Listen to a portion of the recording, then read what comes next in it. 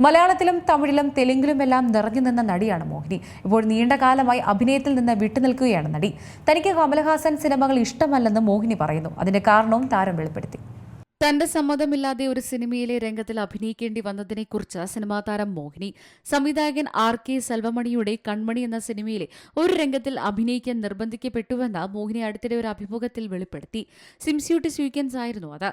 ഞാൻ അതിൽ അഭിനയിക്കാൻ വിസമ്മതിച്ചു. പക്ഷെ ആ സീനിൽ അഭിനയിക്കാൻ ഞാൻ നിർബന്ധിതയായി. സംവിധായകൻ RK സെൽവമണിയാണ് ഈ സിംസ്യൂട്ട് സ്വീക്വൻസ് പ്ലാൻ ചെയ്തത്. പക്ഷേ എനിക്ക് ആ വേഷം ചെയ്യാൻ താല്പര്യമില്ലായിരുന്നു. കരഞ്ഞുകൊണ്ടാണ് ഞാനത് ചെയ്യാൻ സമ്മതിച്ചത്. നിർമ്മാണം തടസ്സപ്പെടുത്താതിരിക്കാൻ ഒടുവിൽ സമ്മതിക്കേണ്ടി വരികയായിരുന്നു.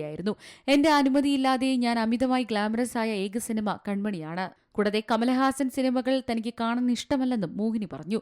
അദ്ദേഹത്തിന്റെ എല്ലാ സിനിമകളിലും നായികമാരെ ചുംബിക്കുന്ന രംഗങ്ങൾ ഉണ്ടെന്നും അതുകൊണ്ടാണ് തനിക്ക് കമൽഹാസൻ ചിത്രങ്ങളെക്കാൾ കൂടുതൽ രജനീകാന്തിന്റെ സിനിമകൾ കാണാൻ താല്പര്യമെന്നും മോഹിനി പറഞ്ഞു. ദളപതി സിനിമയിൽ തന്നെ ശോഭനയുടെ റോളിലേക്ക് കാസ്റ്റ് ചെയ്തിരുന്നുവെന്നും എന്നാൽ ചെയ്യാൻ കഴിഞ്ഞില്ലെന്നും മോഹിനി കൂട്ടിച്ചേർത്തു.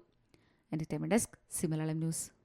ഏറ്റവും പുതിയ വാർത്തകളും വിശേഷങ്ങളും വിരൽത്തുമ്പിലറിയാൻ സി മലയാളം ന്യൂസ് എല്ലാ ഡിജിറ്റൽ പ്ലാറ്റ്ഫോമുകളിലും ലഭ്യം.